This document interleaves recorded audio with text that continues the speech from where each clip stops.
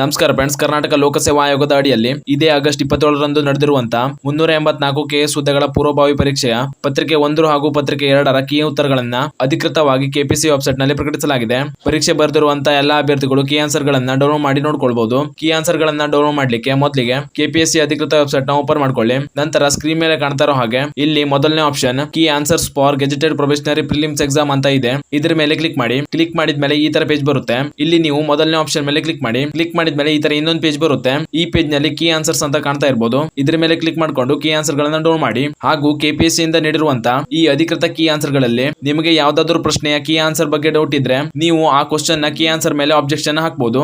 Objection ಹಾಕಬೇಕು ಅಂದ್ರೆ ಮೊದಲಿಗೆ ನೀವು ಇಲ್ಲಿ ಸ್ಕ್ರೀನ್ ಮೇಲೆ ಕಾಣ್ತಾ ಇರೋ ಹಾಗೆ ಅಬ್ಜೆಕ್ಷನ್ ಫಾರ್ಮೆಟ್ ನ ಡೌನ್ಲೋಡ್ ಮಾಡ್ಕೊಳ್ಬೇಕು.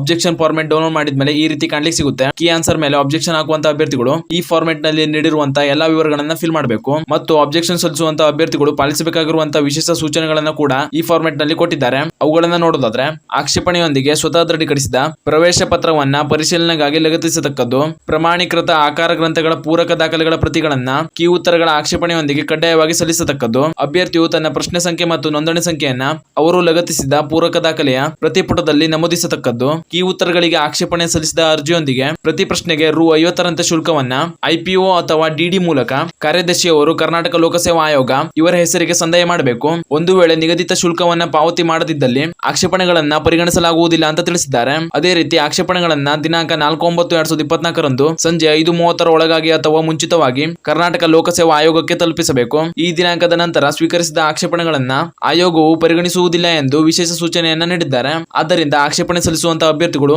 ತಪ್ಪದೆ ಈ ಎಲ್ಲಾ ಸೂಚನೆಗಳನ್ನ ಕಡ್ಡಾಯವಾಗಿ ಪಾಲಿಸಿ ನಿಮ್ಮ ಆಕ್ಷೇಪಣೆಯನ್ನ ಸಲ್ಲಿಸಿ. ಇದಿಷ್ಟು ಈ ನೇಮಕಾತಿಗೆ ಸಂಬಂಧಿಸಿದಂತೆ ಇಂದು ಬಂದಿರುವಂತಹ ಪ್ರಮುಖ ಮಾಹಿತಿಯಾಗಿತ್ತು.